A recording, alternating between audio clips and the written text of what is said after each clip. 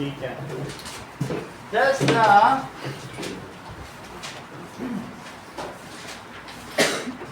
Gravitational force, क्या ये third law of motion को ऐसी कोई चीज है अभी जो डिसओबे करती हो? दुनिया में ऐसी कोई चीज है जो किसी लॉ को डिसओबे करे? लॉ कभी डिसओबे हो ही नहीं सकता। तो चाहे फर्स्ट लॉ हो, सेकंड लॉ हो, थर्ड लॉ हो, एक लॉ के हिसाब से दूसरे को चलना पड़ता है, दूसरे के साथ, तभी वो लॉ कहलाता है, नहीं तो वो पॉस्टुलेट कहलाता या और दूसरी चीज कहलाता। So no, third law of motion. क्या तुमको ये मालूम है कि अगर ये सन है और ये अर्थ है तो ये इसको अगर अट्रैक्ट कर रहा है तो ये भी इसको अट्रैक्ट कर रहा है, ठीक है, both attract each other. So that means, and this attraction, बोलो सन अर्थ को ज्यादा अट्रैक्ट करता है कि अर्थ सन को? करेक्ट, तुरंत ही पकड़ लिया कि as per third law of motion there is equal and opposite action and reaction. Navdeep ने बताया आज कि whatever amount of force attraction by sun on earth, the same is the force of attraction by earth on sun. जिस force से ये pen अर्थ को attract कर रही है उसी फोर्स से अर्थ पेन को। कितनी बड़ी बात आज नवदीप ने हमको, इस चीज को हम लोग लिखें, वरना सिर्फ नवदीप के साथ ही ये ज्ञान चला जाए, नहीं चाहते कि इनके साथ ही चला जाए। तो क्योंकि दोनों का मास इन्वॉल्व है ना, जो फोर्स ऑफ ग्रेविटेशन है उसमें क्या एक का मास इन्वॉल्व है, that is G m1 m2 by D square, और यही फोर्स इस पर भी लगेगा और यही फोर्स इस पर भी लगेगा, चाहे सन हो या अर्थ हो, क्या यही फोर्स नहीं लग रहा? हो सकता है इसी लॉ को देखते हुए नवदीप ने ये बात, दैट इज यस।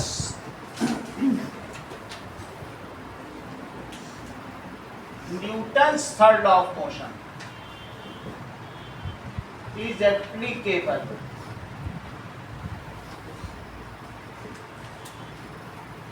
ठीक है, that is on gravitational force।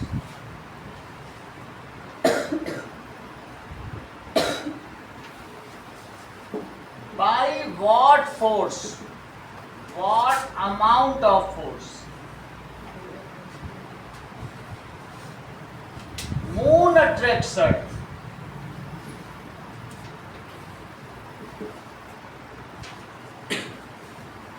in same amount, amount की बात कर रहा हूं, डायरेक्शन की नहीं बात कर रहा हूं, अर्थ अट्रैक्ट्स।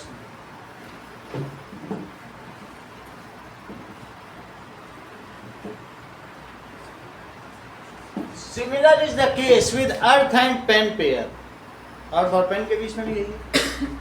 चलो दूसरा सवाल देखो, कहते हैं find the ratio of force between two masses kept at a certain distance in air to the force between them kept in another medium. मान लीजिए मैं दो ऑब्जेक्ट को, अभी सब आपसे पूछा जा रहा है, एयर में रखूं और उन्हीं दो ऑब्जेक्ट को पानी में डाल दूं, तो इनके बीच जो अट्रैक्शन फोर्स होगा एयर में और वाटर में, तो किस में ज्यादा होगा? करेक्ट, जैसा कि अविश ने बताया कि g की वैल्यू मीडियम के साथ नहीं बदलती, that is universal gravitational constant, that is 6.67 into 10 to the power, जो भी -13 होता है, -11। तो अविश ने इसको देखते हुए बताया कि what ever is the force of attraction in air, that is in water, in oil, in milk, इनके नाम पे फोर्स जाना, ठीक है, दैट इज एज, और ना m बदल रहा, ना m1 बदल रहा, ना m2 बदल रहा, ना d बदल रहा, ना g बदल रहा, तो ये कहाँ बदल जाए? सही है, तो that is as value of universal gravitational constant,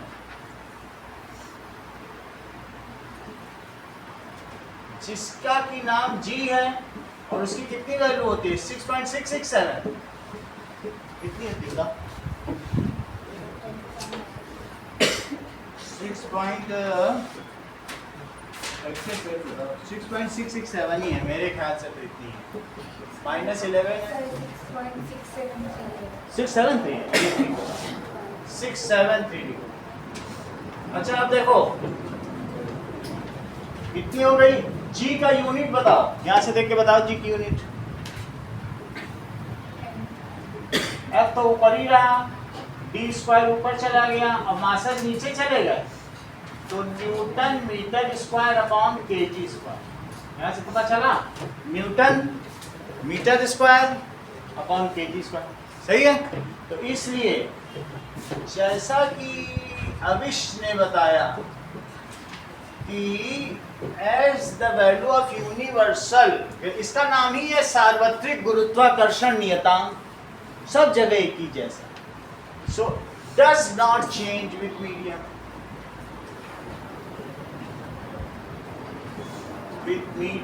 तो इस वजह से so force between to object does not change with change in medium, does not change with change in medium.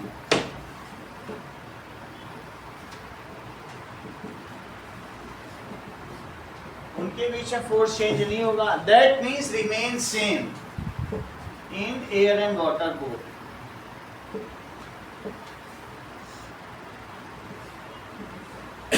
Air and water both. तीसरा सवाल देखिए, does the magnitude and direction of acceleration of the body give the magnitude and direction of acceleration of body during its free fall? जरा ये बात सोचो कि कोई चीज अर्थ पर, जबकि ये अर्थ का रेडियस है, यहाँ से रेडियस को मैं आर ई बोल रहा हूँ और इस अर्थ को ई बोल रहा हूँ, और यहाँ पे कोई चीज गिर रही है फ्री फॉल। अगर मान लो अर्थ का रेडियस कितना है बताओ, 6400 किलोमीटर, कितना है या 6400 और 3 जीरो और लगा दो, इतने मीटर, और ऊपर से 1 मीटर से तुमने कोई चीज ये पेन गिरा दिया, तो 1 मीटर और जोड़ने से दीदी कोई फर्क पड़ेगा क्या? नहीं पड़ेगा ना, ज्यादा फर्क तो नहीं पड़ेगा ना। इसका मतलब मैं आर ई ही इन दोनों के बीच की डिस्टेंस ले लूं, कितनी ले लूं? 1 मीटर में तो एब्रेशन में हम लोग इतना तो अप्रॉक्सीमेशन में निकाल देते हैं, नहीं? तो चलो अब जरा देखो इन दोनों के बीच जो फोर्स ऑफ अट्रैक्शन है, ये इसको अट्रैक्ट कर रहा है इसको, वो फोर्स ऑफ अट्रैक्शन क्या होता है? That is F G. इसको तुमने सिर्फ फ्री फॉल कराया है अभी ना, ऐसे छोड़ के, सही? तो F G is equal to G mass of earth into mass of object. इसका मास कितना है? m, और अपॉन इनके बीच की डिस्टेंस देखो अभी ना हो, मैं आर ही ले रहा हूँ, आर ही ठीक है ना। 1 मीटर 2 मीटर से क्या फर्क पड़ता है, जहाँ इतने लाखों की संख्या में डिस्टेंस हो तो 1-2 मीटर से बचेंगे, यही ले ली। अच्छा अब मुझे बताओ फोर्स को, सेकंड लॉ ऑफ मोशन के हिसाब से फोर्स का फार्मूला बताओ। F is equal to M A, तो मैं इसे अब एम ए लिख लूँ, क्योंकि फोर्स होगा तो मास इनटू एक्सीलरेशन है, product of mass into acceleration होता है। चलो G M upon R E square. अच्छा ये मास है और इसी मास पर अर्थ फोर्स लगा रही है, तो मास मास को कैंसिल कर दो, वरना इसके नीचे आके कैंसिल हो जाएगा। और जो इस पर एक्सीलरेशन लग रहा है की वजह से, क्या तुम उसे जी कहोगे? क्योंकि ग्रेविटी की वजह से जो एक्सीलरेशन होता है उसको ग्रेविटेशनल एक्सीलरेशन कहते हैं। सो एक्सीलरेशन ड्यू टू, किसकी वजह से? Due to earth is G, so A is replaced by G. इसको किससे रिप्लेस कर दिया जाए? रिप्लेस्ड बाय जी, जी से रिप्लेस। तो जरा जी को बताओ क्या लिखो? G M E by R E, सही है। तो तुमसे क्या पूछा गया है कि what during free fall give the magnitude and direction of acceleration during free fall. तो इट इज, अगर तुम g की वैल्यू कितनी डालोगे 673 into 10 to the power -11 Newton kg, Newton क्या था, न्यूटन मीटर स्क्वायर, और अपॉन kg स्क्वायर, ये बदल नहीं सकती। अच्छा मास ऑफ अर्थ, मास ऑफ अर्थ कितना बताओ,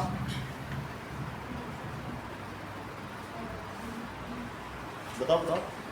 हाँ जी किशा, मास ऑफ अर्थ बताइए। तुम इस समय बहुत डिप्रेशन में हो, 10 टू द पावर, बहुत बेसिक चीजें नहीं बता रहे। मास ऑफ अर्थ तुमको नहीं पता, जिस पर तुम खड़े हो। मास ऑफ सन बताओ, वो पता होगा नहीं? अरे इससे 1 लाख गुना बड़ा है अविश। चलो मास ऑफ मून बताओ, वो पता होगा क्योंकि चांद तो तुम रोज ही देख रहे हो।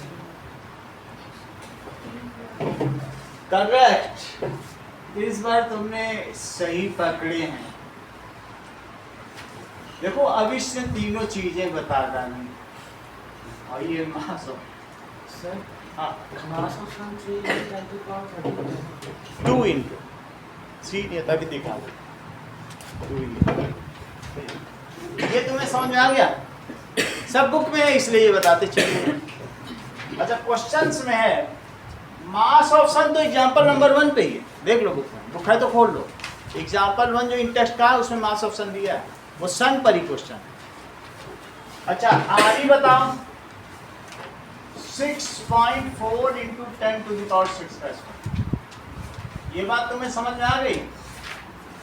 That is metre square. मिला मास ऑफ सन, मिला क्या? नहीं दिया? क्वेश्चन नंबर 1 में किस पर है? क्वेश्चन नंबर 1 मून है। 1 कहाँ गया? एग्जांपल होता ये मास ऑफ अर्थ है, मास ऑफ मून दिया 7.4, इसे 7.4 करो। ठीक है, मास ऑफ सन तुम्हारे एक्सरसाइज में, ठीक है एक्सरसाइज में सन वाला क्वेश्चन है, यहाँ मून का, कोई बात नहीं। ठीक है, छठा क्वेश्चन है शायद सन करना। अच्छा इन सब को तुम कैलकुलेट करोगे तो कितना आएगा? 6.673। ये 3 नंबर का क्वेश्चन है, कैलकुलेट जी। अलग से भी पूछा जाता है, यहीं से शुरू करना। 3 का भी आता है, 4 का भी आता है, फुल मार्क्स का आता है क्वेश्चन। तो कैलकुलेट जी आ जाए तो यही काम करोगे। ओके, तो अब इसमें किससे मल्टीप्लाई करोगे? 6 और नीचे क्या लिखोगे? 6.4 को कितनी बार लिखोगे? बोलो मौजूद, यहाँ स्क्वायर लगा हुआ है 2 बार। ठीक है, और 10 टू द पावर -11 ये प्लस 24, और नीचे क्या लिखोगे? 6 प्लस 6 का स्क्वायर है। तो अगर 10 टू द पावर 6 का स्क्वायर है तो तुम उसे क्या लिख सकते हो? 10 टू द पावर 6 इंटू 2 लिख सकते हो। तो सिर्फ इसे मैं 12 लिख दूं, सही है? अच्छा अब मुझे बताओ 6.673 into 6 upon 6.4 into 6.4 into 10 to the power, यहाँ कितना आया? क्या 13 आया? और यहाँ कितना आया? 12। ठीक है, जब तुम इन सब को कैलकुलेट करोगे तो आरिश कितना आएगा? करेक्ट। देखो कितना टैलेंटेड लड़का है, ऐसे ही लड़कों की तो देश को जरूरत है। उसने उसको एंटिसिपेट कर लिया कि वहाँ 10 आ रहा है, तुरंत उसने 0.98 लिखा, अब उस 10 से मल्टीप्लाई कर देना। यही तो चालाकी है। कैसे ये जान गया हर चीज? 9.8 मीटर, यही तुम्हें वहाँ करना जो तुमने यहाँ किया, सही? तो वहाँ से 10 आ रहा था, तुरंत इसने 9.98 लिखे। ये कैलकुलेट करना, लेकिन क्वेश्चन पूरा नहीं हुआ है और ना ही इस क्वेश्चन का आंसर है। The value of gravitational acceleration is 9.8 meter per second square and it is directed toward the center of Earth। ये लिखना है, ये उसी पे 1 नंबर है, इन सब पे नहीं है 1 नंबर। ये तो तुम्हारा अलग क्वेश्चन है 3 नंबर। क्या लिखोगे? Value of gravitational acceleration is 9.8 metre per second square. सही है। और ये किधर एक्ट कर रही है? It is acting downward towards centre of earth. Centre of, ये देखो, ये मैंने पेन गिराया तो क्या ये ऐसे गिर सकता है मौजूद अर्थ पे कि नहीं गिर सकता? नहीं गिर सकता ना। ये हमेशा जिधर गिरेगा वो लाइन ज्वाइनिंग किधर होगी? सेंटर। ये तिरछा नहीं गिरेगा, ये गिरा हुआ उधर नहीं गिर पाएगा। इससे जहां जाना होगा कहाँ गिर पाएगा? ये नहीं हो सकता। ये सही है। अगली चीज देखो, question number 4, is it possible to shield a body from gravitational force? Aashna, क्या तुम ऐसा कुछ आयरन लगा दो, कॉपर लगा दो, थर्माकोल लगा दो बीच में और ये पेन रखो, तो क्या तुम इस पर ग्रेविटेशनल फोर्स पड़ने से रोक सकती हो? मतलब क्या लगाओ कि वो ये यहीं टंगा रह जाए? सकती नहीं कर सकती। Gravitational force is independent of medium, so gravitational force can not be shielded. इस मीडियम में भी ये वही जी की वैल्यू, ये जो जी है ना, मीडियम पे डिपेंड ही नहीं करता, और ना कम हो सकता है ना ज़्यादा हो सकता है। लोहा लगा दो, पानी लगा दो, खुद तेल लगा दो, बीच में रख दो, सोचो एक लेयर लगा दें, तो क्या शील्ड कर पाओगी? हर मीडियम में जी की वही वैल्यू है, कम तक भी नहीं कर सकते हो। तो इसलिए क्या लिखोगे? Gravitational force is independent of medium, so it can not be shielded. It acts equally in all medium. Equally काम करता है। सही है। सो लिखो, gravitational force is independent of medium. It acts equally in all mediums. So it can not be shielded. इसलिए इसकी shielding नहीं की जा सकती। शील्ड का मतलब ढाल होता है। समझ में आ गई बात कि नहीं? चार्जेस को शील्ड किया जा सकता है। बाहर अगर बहुत सारे चार्जेस हैं तो तुमने देखा होगा, सोनी एरिक्सन का फोन आया था, पूरी मेटल बॉडी, तो उसके अंदर में चार्जेस की वजह से फील्ड नहीं आती थी और बढ़िया सा कॉल होता था। अगर आउटसाइड बहुत सारे चार्जेस हैं और तुमने एक लोहे की चीज लगा दी तो वो चार्ज सिर्फ इसकी सरफेस पे बैठेंगे, इसके अंदर वाला व्यक्ति मजे से खड़ा रहे, उसमें कोई भी इफेक्ट नहीं होगा। और बाहर चाहे 10,000 वोल्ट, ये माइकल फेराडे ने करके दिखाया था कि मैं लोहे के जाल में खड़ा हूँ और तुम बाहर इसमें हजारों वोल्ट करंट डाल दो, लोहे से टच कर दो, मैं जिंदा रहूँगा, वो जिंदा रहे। तो मेरा कहने का मतलब है electric field can be shielded, क्योंकि वो इलेक्ट्रिक फील्ड में रिपल्शन है, तो सारे चार्जेस सिर्फ इसके आउटर सरफेस पर ही रहे। वो तो पॉजिटिव चार्ज क्या होते हैं? रिपेल होते हैं कि नहीं? तो क्या वो अंदर जाएंगे? वो तो चाहेंगे कि बाहर रहें। अगर उसको तुमने टच भी कर दिया तो तुमको बस हाथ बाहर नहीं पकड़ना है, बस अंदर खड़े रहो। तो वो जिस पर खड़े उसकी भी तो एक आउटर सरफेस है, मेटल कोई सिंगल एटॉमिक लेयर से तो बना नहीं हुआ है कि नहीं?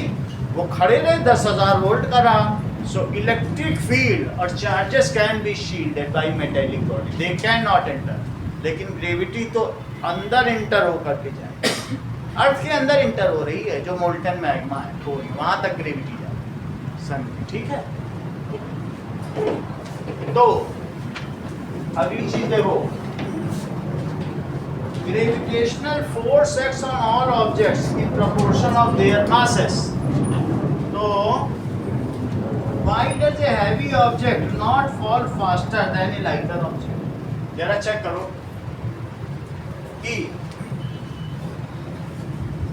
क्वेश्चन पूछा जा रहा है जिज्ञासा कि एक भारी चीज है तो उस पे ज्यादा ग्रेविटेशनल फोर्स लगेगा कि हल्की चीज पे? बोलो। बहुत अच्छा। देखो ये तेज बच्चे हमेशा अच्छा आंसर ही देंगे, इन्होंने पूरी बात करेक्ट कर दी। चलो फिफ्थ क्वेश्चन। जैसे मान लो एक ये अर्थ है और अर्थ में एक छोटी सी चीज है 1 kg की और ये 2 kg की है। अच्छा, इस पर लगने वाला फोर्स, इस पर लगने वाला फोर्स, तो F, ये ग्रेविटेशनल फोर्स इन्होंने क्या बताया? G into mass of earth into mass of object और अपॉन इसके बीच की डिस्टेंस। चलो आधी नहीं ले लेते हैं, वो 1 मीटर छोड़ के। अच्छा, यहाँ पे इन्होंने क्या बताया? Fg, तो G into mass of earth into 2, क्योंकि उसका 2 है। इन्होंने तुरंत ही पकड़ लिया कि जो हैवियर है उसी पे ज्यादा लगेगा। माइंड देखो लेवल कितना ऊंचा है, बहुत बड़ी बात है कि नहीं? बोले सर मास तो इन्वॉल्व है ही, ये मास को कैसे छोड़ दोगे? मीडियम की आपने बात कही थी, चलो मीडियम नहीं ले रहे।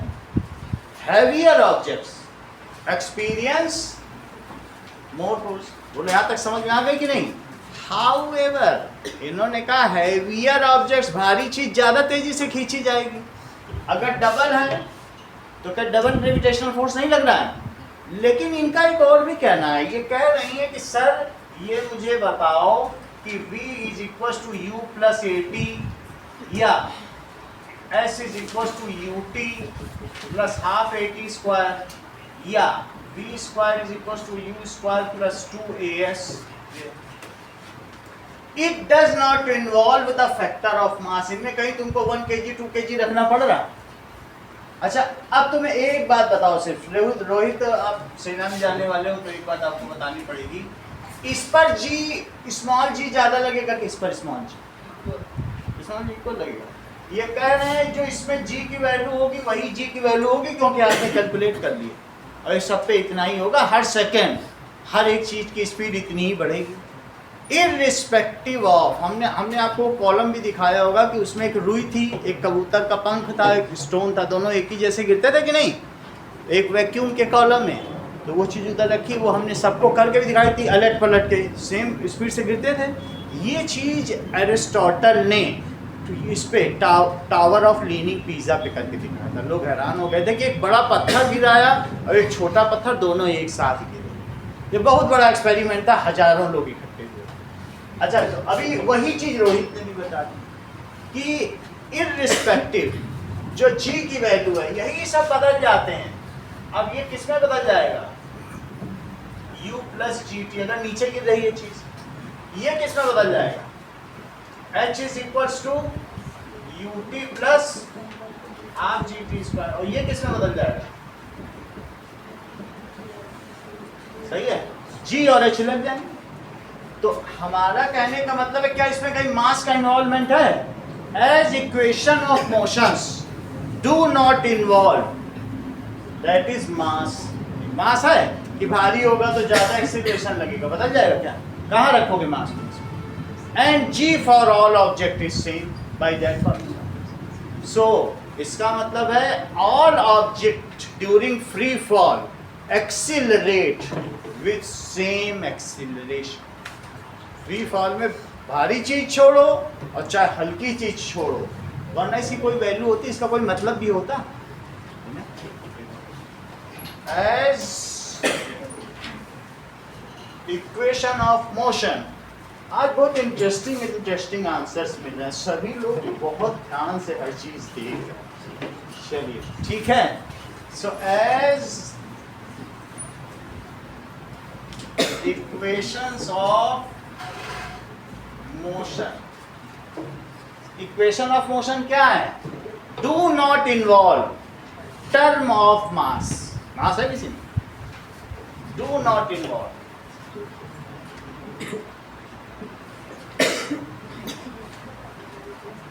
That is term of mass. ठीक है। अच्छा, and value of G, value of G कैसी होती है? इज कांस्टेंट 9.8 मीटर पर second square for all objects. So if heavier, so all objects, whether these are heavier or so all objects, whether lighter or heavier,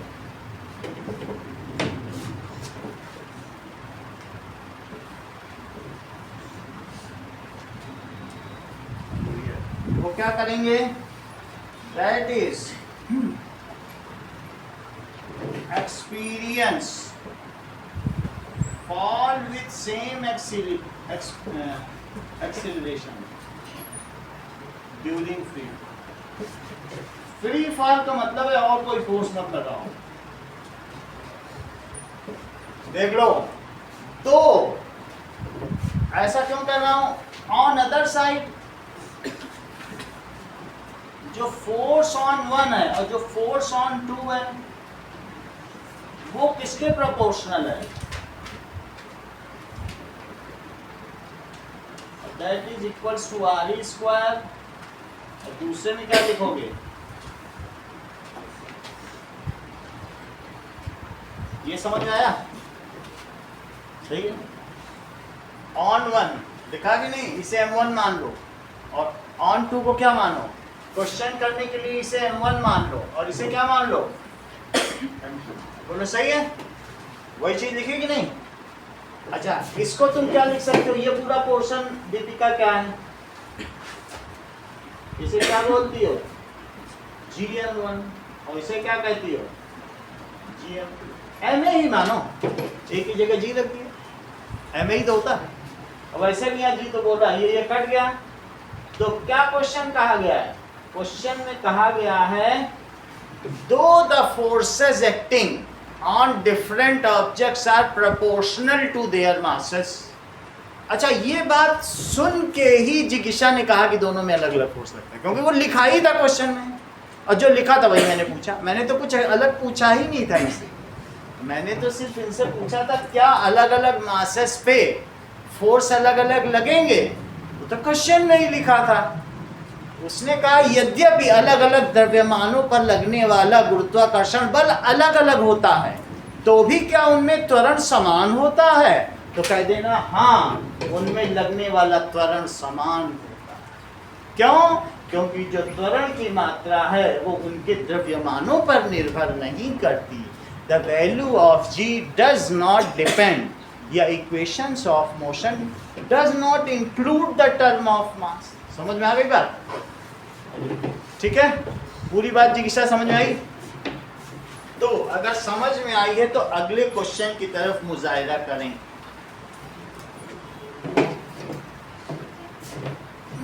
चलिए, question number 6.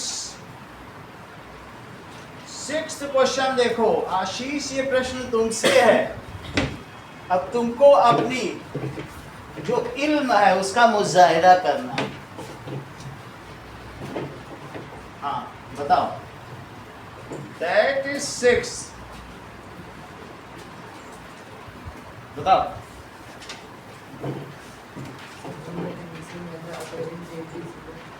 Yes. If the apparent weight of an object is 0, then it is a. अच्छा बताया, किसी से पूछा तो नहीं था. बिल्कुल सही आंसर है. यानी अगर कोई भी वस्तु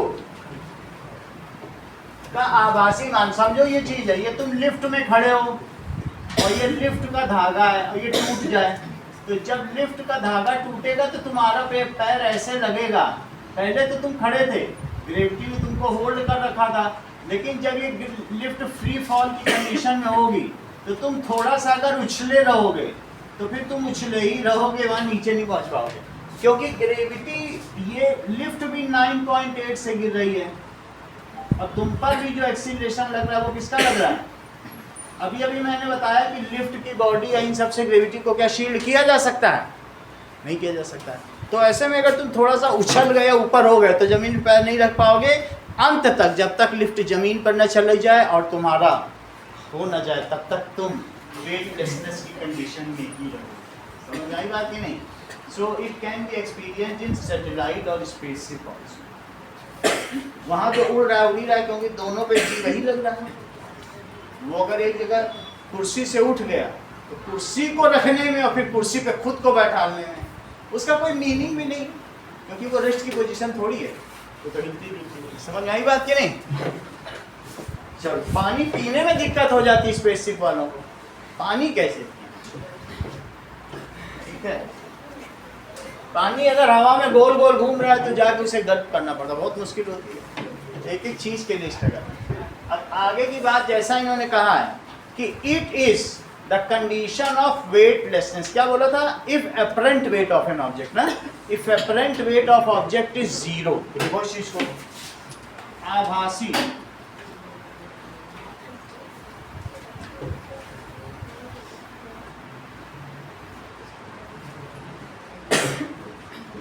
it is the condition of weightlessness। ये किसकी कंडीशन है? दिस इज और ये कब होता है नवदीप? दिस हैपेंस ड्यूरिंग नहीं this happens during free fall. ये कब होता है? मुक्त पतन। हिंदी में याद कर लो, इंग्लिश बहुत कठिन होती है। This happens during free fall.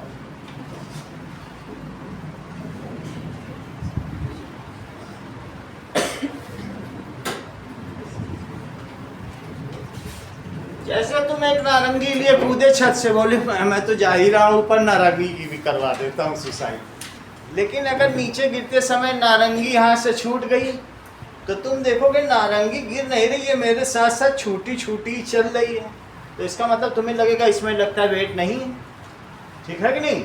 और वो तुम्हारे साथ साथ चलेगी, यहाँ नीचे नीचे तक पहुँचेगी, क्योंकि उस पर भी वही जी लग रहा है। तो यू विल सी, ये आभासी है, जबकि दोनों पे उतना ही जी लग रहा है।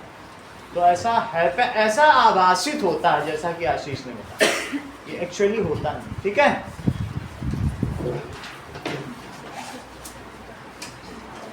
अगला सवाल देखें। Now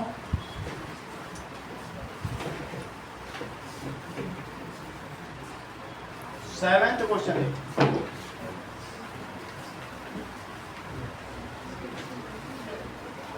you buy a bag of sugar of weight W at a place on another equator. You take this to Antarctica. What its weight be same there or not? तो अब देखो, अर्थ थोड़ा चपटी है, थोड़ा सा, ज्यादा नहीं है। पोल से क्या है, मेरा कहने का मतलब है ये थोड़ा सा लेस है और ये ज्यादा है, तो इसकी वजह से क्या होगा कि अब जरा देखिए कि दैट इज एट इक्वेटर, इसकी वैल्यू कितनी है? 9.79 कितनी है मीटर, और इसकी कितनी है? 8। सही है। तो अब जरा देखो, इसका मतलब क्या हुआ कि एक चीज और आपको बताएं। अब की बार पिछली बार आया था सवाल, वो मैं उठा देता हूँ।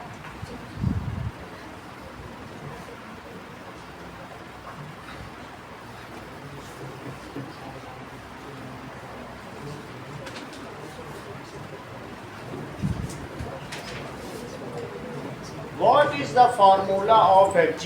H height below the surface of Earth or H height above the surface?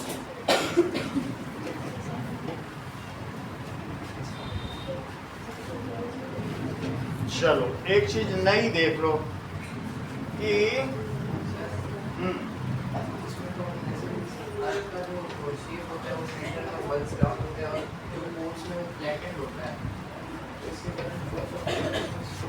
मैं बता रहा हूँ, एक नई चीज बता दो फिर इसको बता। देखो, मान लो तुम सरफेस पर हो और H height below, D depth, H भी मान सकते हो D, और मैं यहाँ पे कोई चीज रखूँ तो उस पर ग्रेविटेशनल फोर्स कितना रहेगा। और एक यहाँ एक माउंटेन है एच हाइट ऊपर, ये क्वेश्चन पिछली बार आया इसलिए बता रहा हूँ, 2 नंबर का है, सही है। एक जमीन में गड्ढा कर दो, वहां बैठ जाओ, तब तुम पे जी ज्यादा लगेगा कि इस पे जी ज्यादा लगेगा कि इस पे जी ज्यादा। 3 केस हैं, ए पे है, बी पे है और किस पर है, सी पे। अच्छा यहाँ तुमको पता है यहाँ एफ जी की क्या वैल्यू है, G mass of earth mass of object upon R square. अच्छा अगर तुम डी डेप्थ पर हो या एच डेप्थ पर हो तो उसमें क्या चीज हो जाएगा, दैट इज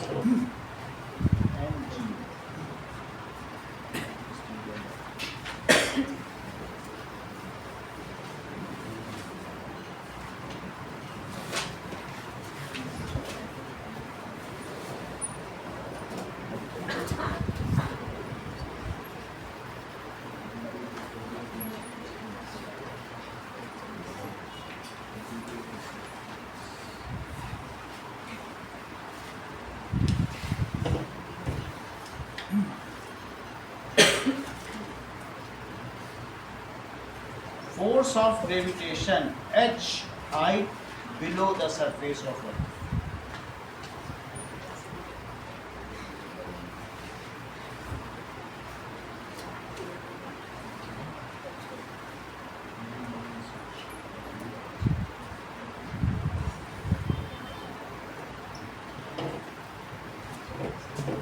देख लो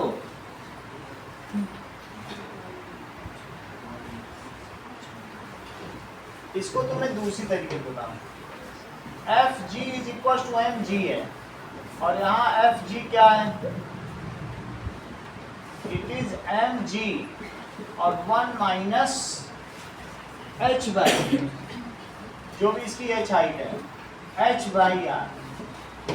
अगर तुम एच अंदर चले गए तो इसका मतलब है इतनी मात्रा में घट जाएगा, एम जी माइनस यानी आप समझो ये चीज लग रही है, ठीक है। जी की तो वैल्यू आपको मालूम है, that is G M E by R square, ये आर ही है, समझ में आया। यहाँ पूरी लगेगी, यहाँ लेसर लगेगी। अगर तुम किसी हाइट पे चले गए तो बोलो क्या फार्मूला लगेगा कि H height above the surface, तो F is equals to M G और 1 माइनस 2h बाई। अच्छा आप बताओ ऊपर चले गए तब फोर्स ज्यादा घटेगा कि नीचे तक चले गए तब भी, घट दोनों में रहा, सरफेस पे ही तुम फायदे में हो। बोलो इसमें ज्यादा रिडक्शन है कि इसमें ज्यादा रिडक्शन, पिछली बार का सवाल है तुम्हारे। When the G will be more, G सबसे ज्यादा कहां पे, पहले बताओ। सरफेस पे, यहां तो कुछ भी नहीं घट रहा। और इन दोनों में कौन सी वैल्यू कम है, तुम 1 मीटर नीचे चले गए तब जी की वैल्यू ज्यादा घटेगी कि 1 मीटर ऊपर इस पे खड़े हो गए तब, बोलो इस पे, क्योंकि इस पे खड़े होने पे ट्वाइस सब्ट्रैक्शन और इसमें सिर्फ 1 टाइम ही सब्ट्रैक्शन। नीचे चले जाने पर कितना सब्ट्रैक्शन, एमसीक्यू का ही क्वेश्चन था, लेकिन आप ये कह दें कि व्हेन वी गो, एमजी तो है लेकिन बाकी वैल्यू एच बहुत बड़ी हो जाएगी, छोटा 1-2 मीटर होगा तो आर से कुछ ज़्यादा फर्क पड़ेगा नहीं। आप कहोगे जी कहाँ बदलता है, यहाँ से डालो यहाँ से डालो, जी थोड़ी ना बदलता है अब। लेकिन अगर ये 1 मीटर है तो कुछ नहीं बदलेगा। आर कितना है बताओ, 6400000, कुछ बदलेगा क्या 1 में से ये माइनस होगा, ये पॉइंट में आएगा, कितना आएगा, कुछ बदलेगा क्या, एनजी तो रहेगा। लेकिन जो सैटेलाइट यहाँ से 800 किलोमीटर ऊपर है, 600 किलोमीटर है, उन पे जी वो थोड़ी ना लग रहा है, उन पे जी की वैल्यू 3.4 है, 4.7 है। जियो स्टेशनरी सैटेलाइट और पोलर सैटेलाइट्स पे अलग अलग सैटेलाइट्स हैं, तरह तरह के छोड़े गए। मेरा कहने का मतलब 1-2 मीटर पे फर्क नहीं लग रहा था, लेकिन बहुत ऊपर चले गए तो क्या वही जी काम करेगा अर्थ का? अगर ऐसा होता तो सब तारों को अट्रैक्ट कर लेता, ब्लैक होल बन जाता, सबको खींच खांच के बराबर कर देता। कर रहा है क्या? As we move away from earth, समझ में आ गई बात की नहीं? then the value of G decreases. As we move down to depth, तो G की वैल्यू क्या होगी, Fg की वैल्यू फिर डिक्रीज करेगी। तो अब 3 तुम्हें केस बताए गए। अगर तुमसे कहा जाए G at depth, G पे भी क्वेश्चन आता है, तब ऐसे लिखना 1 minus H by R. G at, दोनों में से कोई भी क्वेश्चन आ जाए वहां याद रखिएगा। फिर बाद में पिछली बार सबके 39 मार्क्स आए थे, सब रो रहे थे कि यही 1 नंबर का गलत हुआ। फिर हमें दुख होता है कि मैं अभी इसको 40 नहीं दिला सका। तो फिर आप याद रखना वहां पर G at हाइट। बोर्ड बात समझ में आ गई? हाइट पे भी घटेगी, डेप्थ पे भी, ये G पे भी आंसर आता है और FG पे भी, तीनों लिखा दिया। खैर हमारा इस क्वेश्चन से कोई लेना देना नहीं है, लेकिन अब हम बात करते हैं इक्वेटर पर G की क्या वैल्यू है और किस पर क्या है, दैट इज आर्कटिका। नीचे अंटार्कटिका और ऊपर क्या है, आर्कटिका।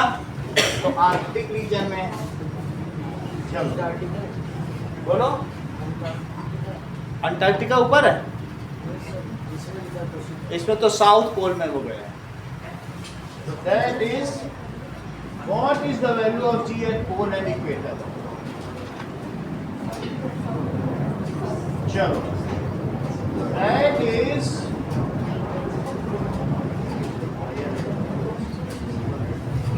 ये ऐसा लिखो, तो इसका मतलब है पोल्स पर ये हायर है 9.83, पोल्स पर कितनी है 9.83 मीटर पर सेकंड स्क्वायर, और इस पर कितनी है 9.78। अब जरा देखो, अब मैं क्वेश्चन करा रहा हूं, देखो value of G at poles is higher than the value of G at equator. Okay, तो इसका आंसर लिखिए, eight poles is higher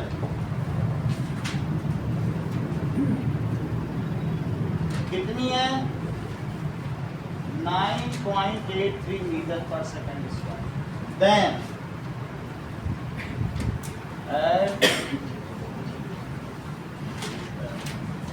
G is equals to 9.78 metre. अब जरा तुम देखो, तुम लोगों ने सब्जी वाले की वेइंग मशीन देखी है,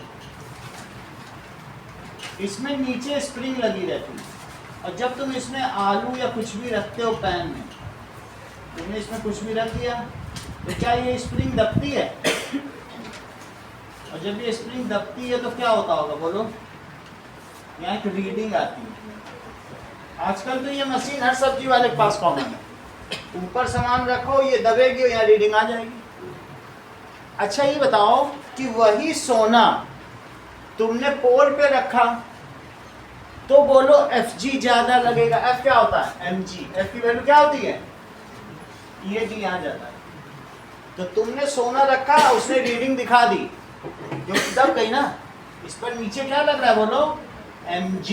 कौन सा फोर्स लग रहा है, इसी को तो वेट कहते हैं। ग्रेविटेशनल फोर्स का क्या नाम है बोलो दिग्विजय, इसे वेट बोलो या Fg बोलो, एक ही बात है कि नहीं। पोल पे रखा तो उसने दिखा दिया भाई ये 100 ग्राम सोना है, खूब वेट लगा। और अब तुम आ गए इक्वेटर पर, इक्वेटर पर ये सब कुछ रखने पर भी G ही कम है, दब ही नहीं रहा है। 100 ग्राम सोना यहाँ 980 ग्राम सोना निकला, क्योंकि G ही नहीं है। G यहाँ कितना है बताओ 9.78। तो तुम्हारा मित्र बोला मैं पोल से तुम्हारे लिए 100 ग्राम सोना लाया, बहुत सस्ता लिया है, और तुमने कहा कहाँ लाए, 980 ग्रामी मतलब 98 ग्रामी तो लाए हो, और तुम उस पर और भी फाड़ने लगे, जबकि उसने अपनी जान तुम्हारे लिए बहुत अच्छा काम किया था। लेकिन ना उसको मालूम था कि G की वैल्यू वेरी करती है, और ना तुमको मालूम था, इसलिए तुम दोनों में बिगाड़ हो गया हमेशा की। बोलो बात समझ में आ गई कि नहीं। तो that is the value, the force या weight of any object at pole is heavier than the weight of same object at equator. सही है, क्योंकि वेट ही तो ये है। तो लिखो weight of an object at pole, तो वेट क्या होता है mg मास वही रहेगा लेकिन तुमने 9.83 किया और ये Newton. Wait of an object at equator देखो जरा, wait of an object at equator mg, तो mass into 9.78 Newton. Clearly the weight of same object at equator is lesser. वही सोना जो यहाँ पर जिसका वेट ज़्यादा लग रहा है ना, जी की वजह से मास तो नहीं बदलेगा ना सोने का, वो तो अमाउंट ऑफ मैटर होता है, लेकिन यहाँ कम हो गया कि नहीं। ऐसा बुक का भी एक क्वेश्चन है कि एक सोना लाया था उसका मित्र और वो हो गया, तो लिख लो इस चीज़ को। अब हम क्वेश्चन पर आते हैं कि ये क्या पूछ रहा है, ये क्वेश्चन पेपर क्या पूछा, फिर हम आंसर दे दें। लेकिन चीज़ें तो तुमको समझ में आ गई ना, इसमें 3-4 सवाल छिपे हुए सब समझ में आ गए। चलो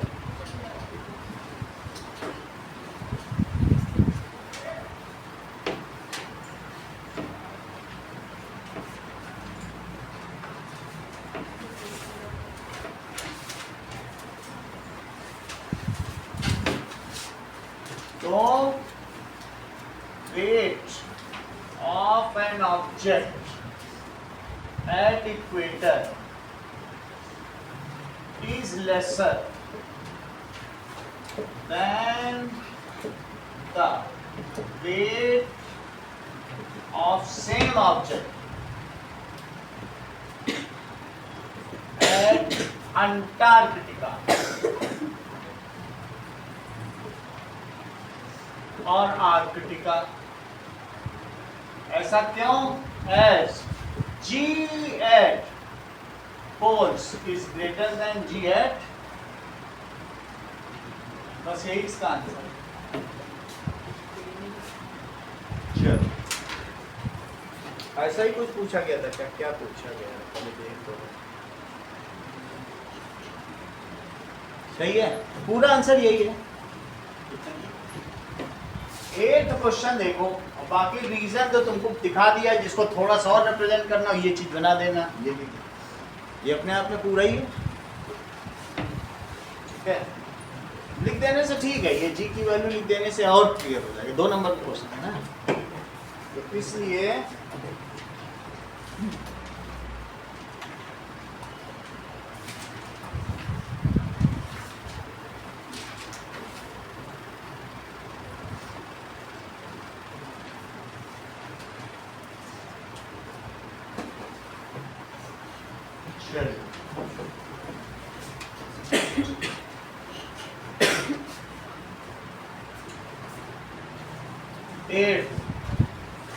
if a planet exists with a radius double than that of Earth radius and is made of same material density d, find the new planet's acceleration due to gravity in terms of that surface of Earth.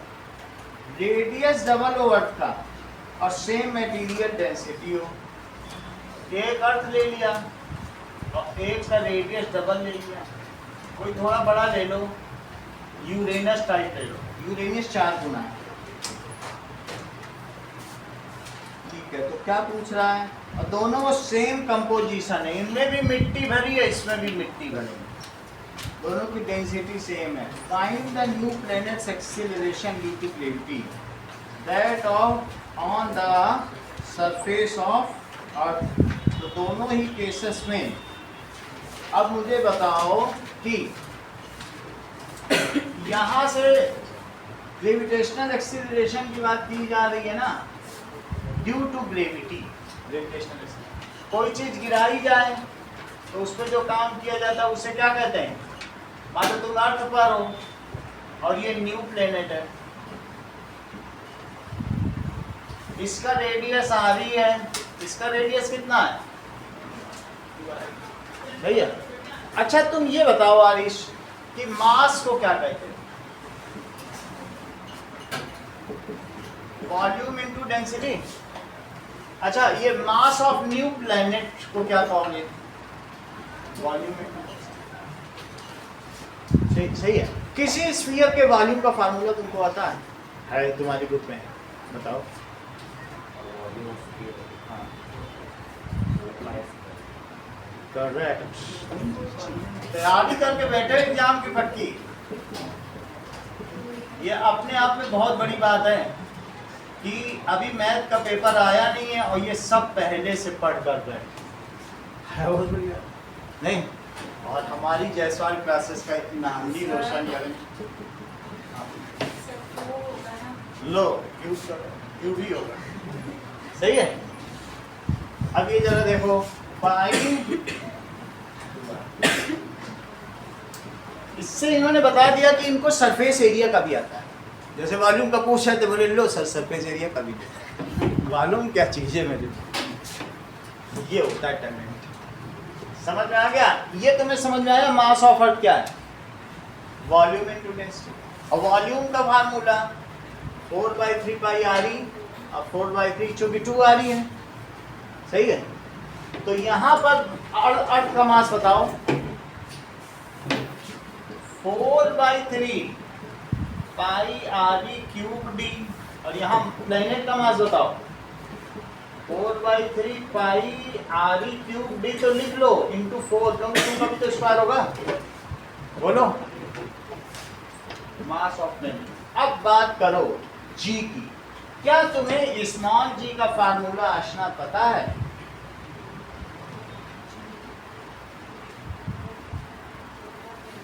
पर correct, ये याद रख लेती है, कितनी talented है। हम लोग देखो सोच रहे थे कि आशना नहीं बता पाएगी, इसने तुरंत वहां लिखा था, अभी 10 मिनट पहले की बात, अभी तक क्या। अब बोलो क्या, कहाँ पे? लो कहाँ पे है बताओ, इधर पे।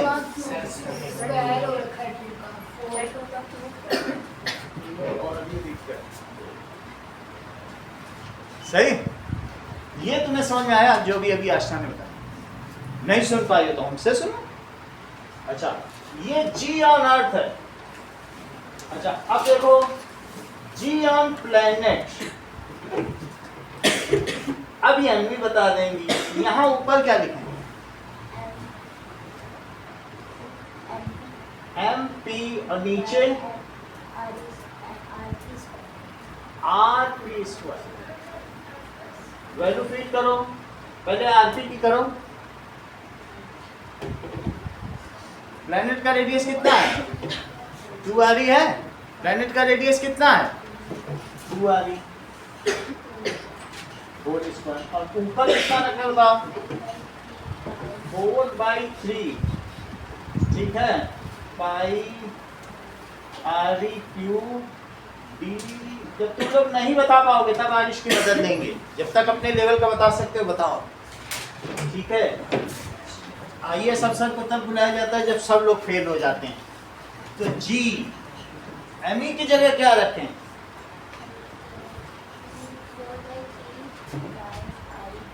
By R E cube D, हम नीचे तो आर ई रखें। यहाँ तक समझ आ गई? तो अब क्वेश्चन पे आइए। तो हमने अपनी तरफ से कर दिया कि चलो प्लेनेट और इनका मास था। अब क्वेश्चन पढ़ो वो पूछ क्या रहा।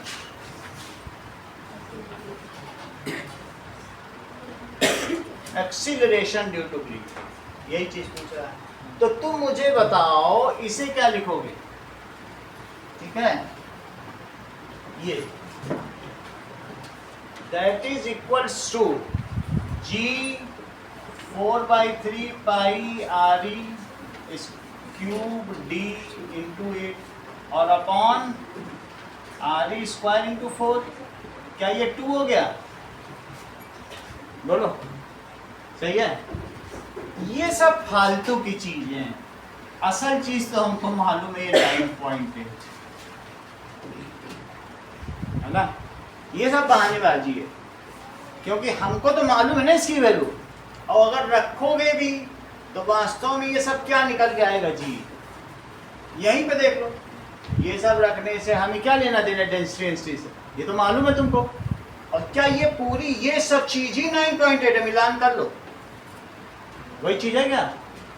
तो बोलो इसकी जगह तुम क्या प्लेस करने वाले हो इतने पूरे की जगह? चलो कर लो फिर। तो बोलो जी ऑन प्लेनेट कितना हो जाएगा?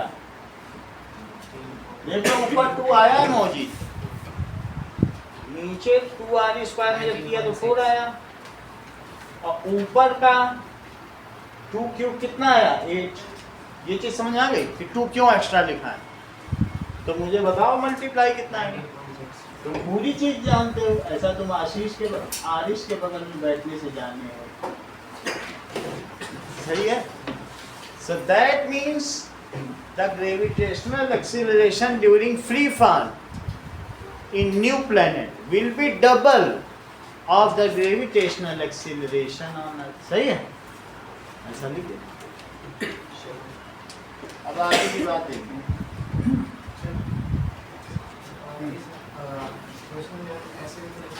चलो डबल के बराबर है, तो हम सीधा इसकी ग्रेविटेशनल एक्सीलरेशन का डबल भाई हम मौजूद के हिसाब से कराते हैं। आप लोग ये इन्होंने नया मेथड बता दिया। कह रहे हैं सर ये सवाल जो आपने इतना बड़ा कराया है ये तो सिर्फ 2 लाइन का सवाल था, आप मेरे मेथड से करो तो बच्चों को ज्यादा समझ में आएगा। इनके मेथड का GE/GP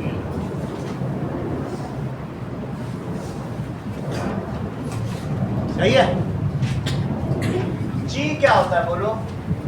that is G me/r। G mass of earth, mass of new, ये ऊपर प्लेनेट लिखो और नीचे क्या लिखो? नीचे क्या है? ई के वही, ये तो आशना ने जो बताया था वही लिखा मैंने अपनी तरफ से काम किया। स्मॉल जी का ही फार्मूला होता है। क्या फार्मूला होता है बताओ? G me/r, उसी को यूज किया। ठीक है, क्योंकि mg करोगे तो फोर्स हो जाएगा, यहाँ भी m होता है, तो वो gravitational universal law of gravitation, सिर्फ m को मल्टीप्लाई कर दो। m हटा देने से g है, क्योंकि mg इज इक्वल टू, तुम थोड़ा ऊपर जाओ तो तुमको पूरा फार्मूला तुम्हारे हाथ लग जाए। मैंने कुछ अलग से थोड़ी किया, और ऊपर चले गए तो पूरा फार्मूला ही हाथ लग गया। कोई अपनी तरफ से मैं थोड़ी कुछ कर रहा हूँ, सिर्फ मैंने m हटाया है। सही। इन्होंने कहा G से G कट करो, और क्या लिखा? MP/RP² और ME/, यहां तक ठीक है? बोलो अब ये क्या कहते हैं? MP/RP को ये 2r ही बोल रहे हैं, और ऊपर क्या लिख रहे हैं? बोलो सही है। और r² से r² कट हो गया।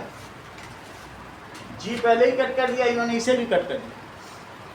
तो बोलो नीचे क्या 4 बचेगा? और मास क्या होता है बोलो? Volume of planet into density, और यहां से किसका आएगा? Volume of earth into density. अच्छा नीचे 4 जरूर आएगा रोहित, 4 है नीचे, चेक करो। डेंसिटी से डेंसिटी भी इन्होंने कहा, मैं वही कर रहा हूँ जो मौजूद ने बताया, आपकी तरफ से कुछ नहीं कर रहा, क्योंकि इनका भी पर्सपेक्टिव क्लास को पता तो होना ही चाहिए ना। वीपी कितना है? वॉल्यूम, वो आरिश है, दैट इज 4/3 पाई। सही है। रेडियस ऑफ प्लेनेट है, लेकिन रेडियस ऑफ प्लेनेट तो 2 आ रही है ना। सही। और इसे क्या लिखोगे? 4/3 पाई। ये बताओ वॉल्यूम इसका क्या है?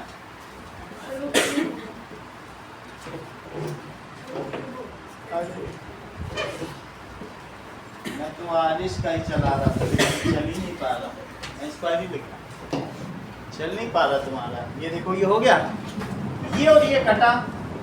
अच्छा क्या आरिश क्यूब भी कटा, लेकिन ऊपर कितना आया? क्या 8? और नीचे कितना है? तो ऊपर आया 8, नीचे आया 4 और कट के क्या आया? मुझे बताओ जीपी बाई जीई कितना है? तो जीपी कितना है? 2g, तो that is 2 into 9.8, 19.6 metre per second square. तुमको मौजिद का मेथड पसंद है तो इनसे कर लो, ये भी बहुत टैलेंटेड व्यक्ति हैं क्लास में, ये बिल्कुल नया मेथड बताया, सही? ये ज़्यादा आसान लग रहा है कि नहीं? एक ही चीज़ है, इसमें इसकी जगह ये रख दिया और इसमें सब काट के सिंपली जो अच्छा लगे वो करो, क्योंकि ये लोकतंत्र है। लोकतंत्र में आपकी इच्छा चलेगी, हमारी नहीं। यही है, देखो कोई चाइना थोड़ी ना है कि हम जैसा कहेंगे वैसा करो। अब जरा देखो, कहने का मतलब है कि क्वेश्चन नंबर 9 देखो क्या चीज दी गई है। तुमको थोड़े दिन पहले प्रोटॉन का मास बताया गया, कह रहा प्रोटॉन के बीच ग्रेविटी निकालो, 2 प्रोटॉन।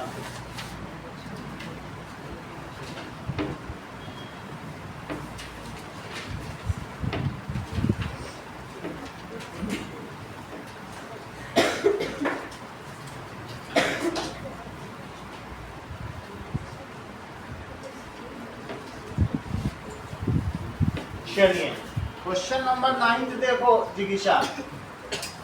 2 प्रोटॉन्स जो कि एक फर्मी डिस्टेंस पर है। हाँ तृप्ति, फर्मी मीटर बताया थोड़े दिन पहले, जवाब दो क्लास को। तो हर चीज याद है। फर्मी एक साइंटिस्ट का नाम था जिसके नाम पे इन्होंने 10⁻⁻²। बहुत बड़ी बात है, मैं बता रहा हूँ। इतने में सिर्फ 3-4 लोगों को पता होगा, सबको नहीं पता होगा। इवन नवदीप पता था तुमको? ये कितना सच्चा व्यक्ति, इतने सच्चे तो गांधी जी भी नहीं।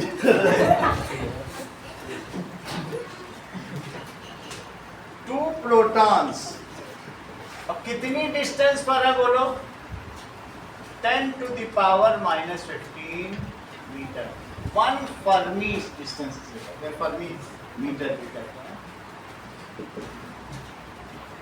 अच्छा ये बताओ, वैसे तो इसका मास 1.673 होता है, लेकिन बुक अप्रोक्सीमेट करने को कह रही तो मैं भी कर ही लेता। और दूसरे प्रोटॉन का क्या मास होता है?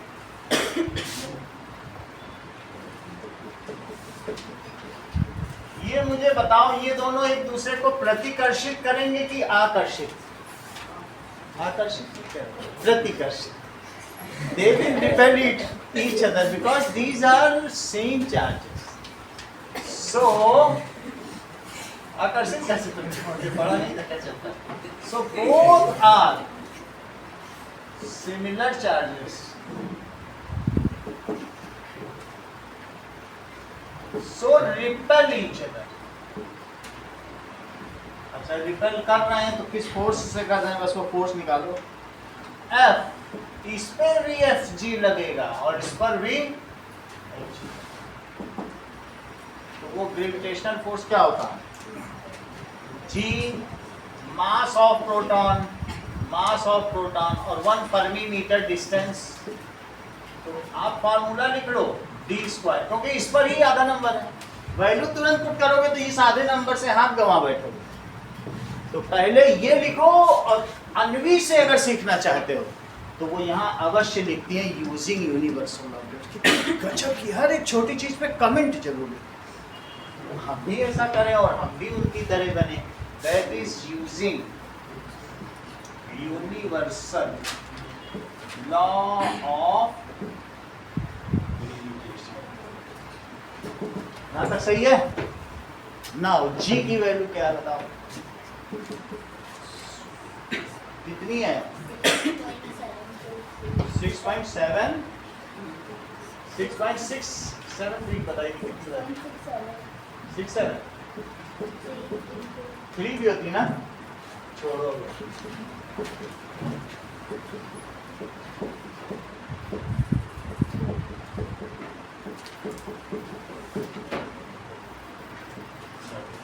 अब ये देखो,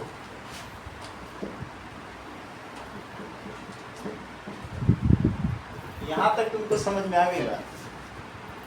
सब वैल्यू देखो, सबको मैंने अप्रोक्सीमेट करके लिया, ज्यादा बड़ी वैल्यू नहीं ले लेती। और ये भी हमने कितना लिया, फर्मी डिस्टेंस, क्योंकि अब हमारे बीच में एक सच्चा व्यक्ति आ गया, तो अब सब अप्रोक्सीमेट करके काम है। 6.67 into 1.67, नीचे अब पावर पर आ जाओ, और नीचे कितनी पावर है, -15 का स्क्वायर है, तो क्या मानोगे, क्या पावर ऑन पावर प्रोडक्ट हो जाते हैं? चलो अब ये तो बड़ा कठिन काम हो गया। 67 into 1.67, किन्हीं दो को मल्टीप्लाई करके बताओ जरा, काम बन जाए मेरा। 54 और 11 65, 10 to the power -65, सही है?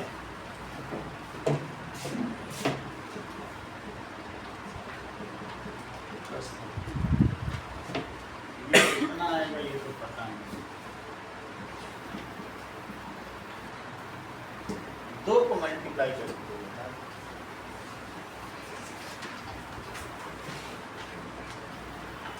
ये कितना कम फोर्स है, 1 न्यूटन भी नहीं।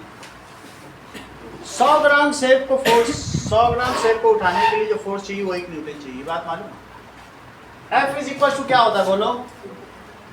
ये एप्पल है, ये सवाल भी आ चुका है। सवाल ऐसे पूछे जाते हैं, इसको एक व्यक्ति उठा रहा है हाथ में,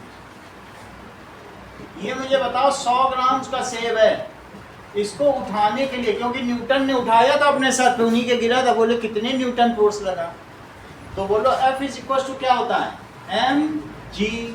100 ग्राम का सेब इतने किलो का, तो 1 न्यूटन। 100 ग्राम सेब को हाथ में उठाने के लिए जो फोर्स चाहिए वो कितना चाहिए, 1 न्यूटन। देख लो mg करके दिखा, वेट करेंगे, ये उससे उसमें डेसिमल लगा रहा है, और 35 जीरो के बाद पहला बना रहा है, कितना कम है। लेकिन ये बताओ यहाँ किसी ने मल्टीप्लाई करो, अब तो तुम्हारे बीच एक सच्चा व्यक्ति है। ये किसके किसका है, 2.7889 आया है, देख लो। अब एक सच्चा व्यक्ति भी है और एक कैलकुलेटर व्यक्ति भी है। 2.7889 ये निकाल चुके हैं। 16 का करोगे 256 आएगा, और 256 से ऊपर, इसका मतलब ये सही आंसर है। 2.7889 में अब हम 6.67 का मल्टीप्लाई करें, 7 और 56, 7 और 3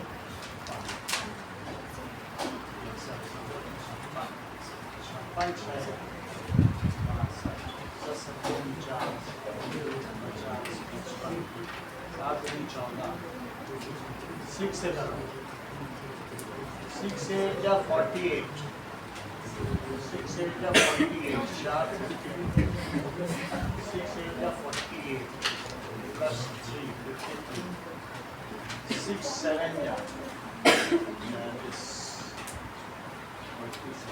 6 2 या 12 16, तो 8 2 3 7 1 6,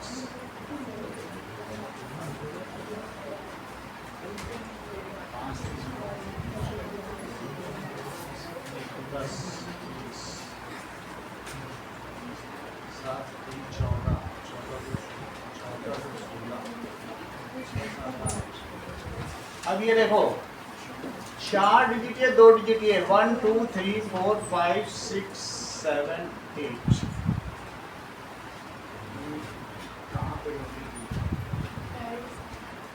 आप लोगों का क्या आंसर आया?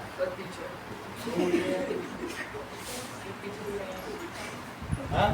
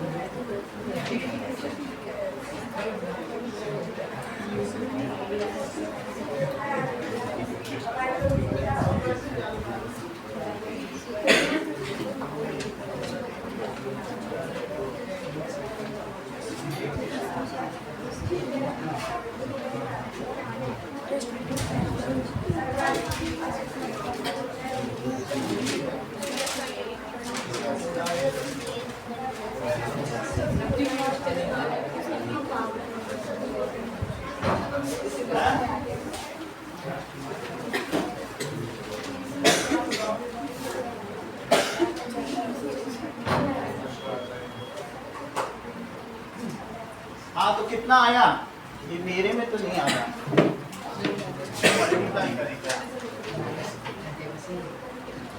7 8 8 9, इसको मल्टीप्लाई करो, इसी का आया 9 आया किसी को? 18.5986 6 दूनी 12 आ रहा है, अगर मैं इसको 7 भी मानूं 18.59 आ रहा ना। अभी देख लेते हैं इसका आंसर। सर ये क्वेश्चन नंबर 9 है ना, ये बिल्कुल एग्जैक्ट आंसर बताया है इन्होंने। That is 18 बताया ना, लिखो 18.59, बस इतना ही इसमें दिया, अब ज्यादा नहीं दिया, सही है। तो अब इसमें से सोचो, इसी को तुम्हारा आंसर है। अगर तुम इसमें से 10 इसमें डाल दो निकाल के, 10 निकालना जानते हो, 1.859 इंटू 10, ऐसा लिख सकते हो क्या? बोलो, ऐसा लिख सकते हो क्या? 10 मल्टीप्लाई कर दोगे 18 हो जाएगा। और ये 10 जरा इसमें डालो, so 1.859 into 10 to the power -34 newton. इतनी बात तुमको समझ में आ गई? अगर समझ में आ गई है तो 1 से 9 तक के क्वेश्चन करो, बाकी शाम को कराइए।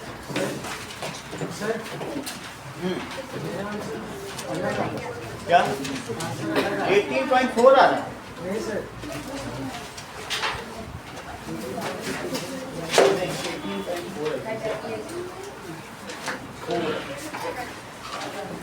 5 भी नहीं है, 4।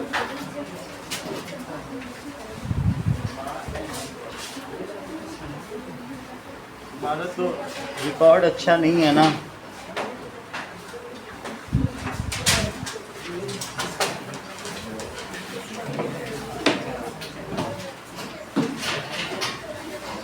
अब जबकि 2 क्लास की जगह एक ही क्लास हो रही, डेली 2 होनी चाहिए थी, लेकिन मैं आप लोगों की बात मान रहा हूँ, तो जो धीरे धीरे ठीक हो सके उसे ठीक कर लो।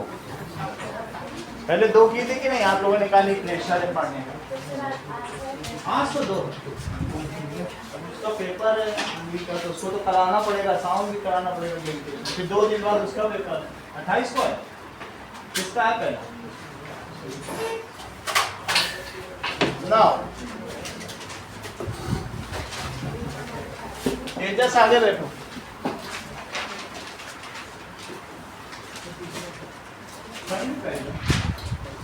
एसी की हवा आ रही है तो चालू करो।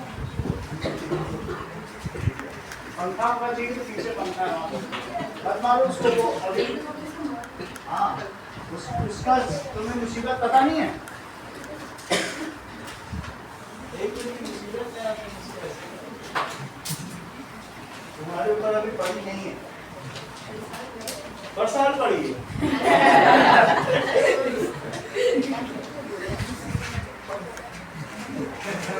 मेरे ऊपर 7 साल पड़ गई तो वो कर सकता है परेशान, क्योंकि उसके ऊपर पड़ी है तो वो कर